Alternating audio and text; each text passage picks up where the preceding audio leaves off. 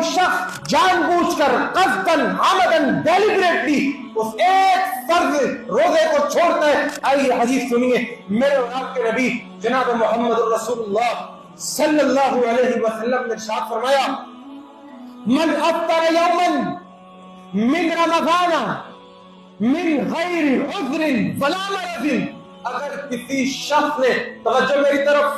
اگر کسی شخص نے رمضان کا ایک فرضی روزہ چھوڑ دیا، ایک فرضی روزہ،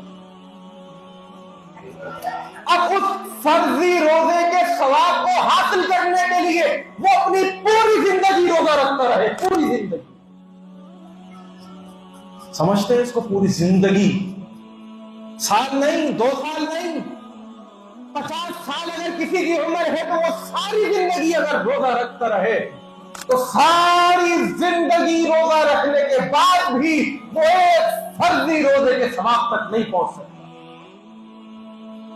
معمولی دن نہیں ہے یہ، معمولی لمحات نہیں ہے، اس کو قیمتی اور غنیمت جانیے.